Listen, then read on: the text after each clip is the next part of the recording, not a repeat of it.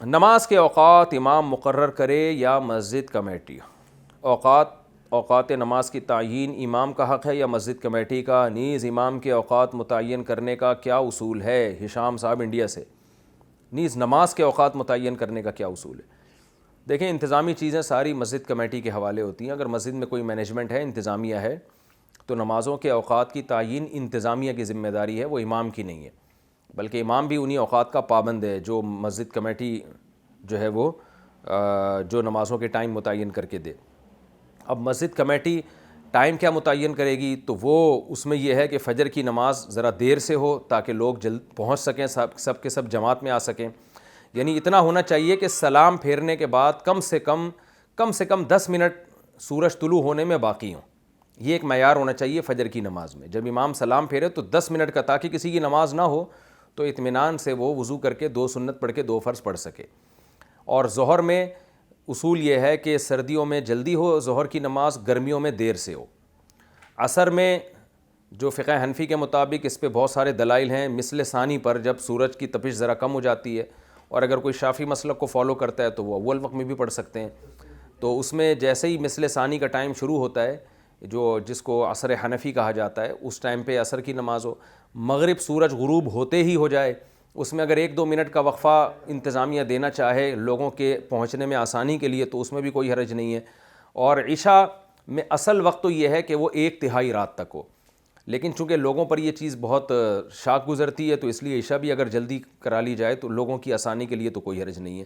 تو اصل تو یہ ٹائم ہے، لیکن اگر پبلک کی اکثریت چاہتی ہے کہ اس کو دوسرے ٹائم میں زیادہ آسانی ہے، جیسے فجر وہ پبلک کی اکثریت چاہ رہی ہے کہ نہیں جلدی ہو جایا کرے، یا ظہر پبلک کی اکثریت چاہتی ہے کہ جلدی ہو جایا کرے، گرمیوں میں بھی جلدی ہو چونکہ لوگوں کے لیے مشکلات ہوتی ہوں گی دیر سے پہنچنے میں، تو پھر عوام کی اکثریت کو دیکھ کے کہ لوگوں کی سہولت کو دیکھ کے اس میں رد و بدل بھی کیا جا سکتا ہے، رد و بدل کی جا سکتی ہے۔ تو کمیٹی کو یہ ساری چیزیں دیکھ کر اصول بنانا چاہیے، اور اگر امام کی بھی رعایت کر لیں کہ تو بھی ٹھیک ہے، اگر عوام کو اس پہ اعتراض نہ ہو۔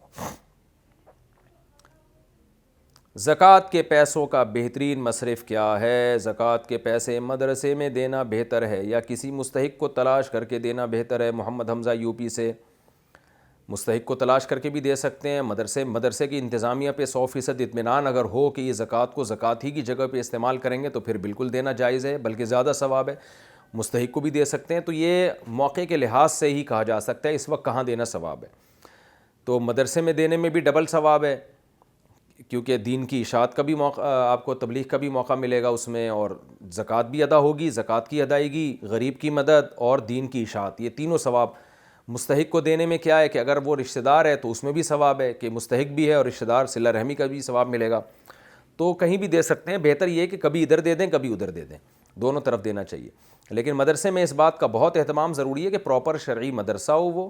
بعض لوگ بہت افسوس کے ساتھ یہ کہنا پڑتا ہے، لیکن ایک حقیقت ہے، گراؤنڈ ریئلٹی ہے، اس کو اگر میں نہیں بیان کروں گا تو کیسے یہ بات آگے چلے گی۔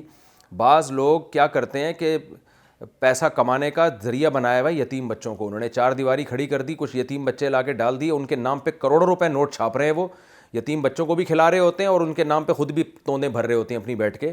یہ ایسا ہوتا ہے، یہ گراؤنڈ ریئلٹی ہے، اس سے ہمیں آنکھیں نہیں چرانی چاہیے۔ تو ایسا ہی نہیں کوئی بھی داڑھی ٹوپی میں آ گیا اور مدرسے کی 4 دیواری دکھا کے اور شٹرنگ کا کام ہو رہا ہے جی، کنسٹرکشن کا کام ہو رہا ہے، چھت ڈلنے والی، اور آپ سے پیسے لیتا رہا ہے، اور 20 لوگوں سے ایک ہی مد میں پیسے لے رہے ہوتے ہیں۔ آپ نے یہ تھوڑی دیکھا ہے کہ یہ وہاں سے بھی لے، ایک مد میں 10 لوگوں سے پیسے لے رہا ہوتا ہے، اور ہر آدمی نے پورے پیسے دیے ہوئے ہوتے ہیں۔ تو ایسے بھی لوگ معاشرے میں بہرحال موجود ہیں، تو صرف داڑھی ٹوپی دیکھ کے، پگڑی دیکھ کے یا مدرسے کی 4 دیواری دیکھ کے نہیں تعاون کرنا چاہیے۔ پورا اعتماد ہو، آپ جائیں، کوئی ریلائبل ادارہ ہو اور اس میں آڈٹ کا کوئی نظام ہو، اس سے پہلے پوچھیں کہ آپ کا سسٹم کیا ہے۔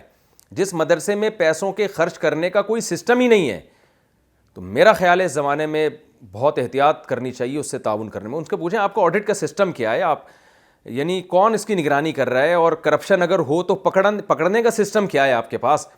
کیونکہ لاکھوں کروڑوں روپے کی رقمیں آ رہی ہوتی ہیں، پتہ ہی نہیں چل رہا ہوتا۔ بعض لوگوں کو ہم نے دیکھا ہے وہ کروڑ پتی ہو گئے ہیں، وہ اپنے ادھر ادھر زمینیں خرید رہے ہیں، اور جناب وہ یتیم بچے وہ رکھے ہوئے انہوں نے، وہ بہترین وہ ایک ذریعہ ہے اس کا پیسے کمانے کا۔ تو میں نہیں کہہ رہا کہ سارے مدارس ایسے ہوتے ہیں یا زیادہ تر ایسے ہوتے ہیں، لیکن ایسے بھی ہوتے ہیں، تو سوچ سمجھ کے تعاون کرنا چاہیے۔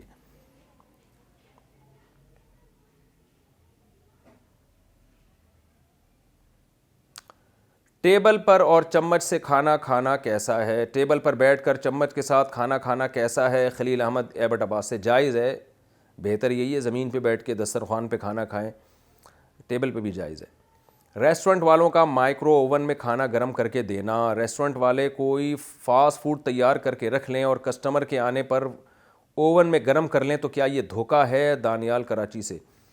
اگر کھانے کے ٹیسٹ میں کسی بھی قسم کی تبدیلی نہیں ہو رہی پھر تو دھوکہ نہیں ہے، لیکن اگر ٹیسٹ میں تبدیلی ہو رہی ہے، جو کہ میرا خیال ہے ہوتی ہے، تو پھر یقیناً یہ دھوکہ ہے، کیونکہ آپ کسٹمر کو یہ شو کر رہے ہیں ہم نے تازہ بنا کے دیا ہے، اور وہ مائکرو ویو میں تو ٹیسٹ بھی چینج ہو چکا ہوتا ہے، اس کا ذائقہ بھی چینج ہو چکا ہوتا ہے۔ تو اب بہرحال اس کا تعلق اس سے ہے کہ ٹیسٹ میں ذرہ برابر بھی اگر چینجنگ ہو رہی ہے تو پھر یہ عمل ناجائز ہے، ٹیسٹ میں ذرا سی بھی چینجنگ نہیں ہے تو پھر کوئی حرج نہیں ہے اس میں۔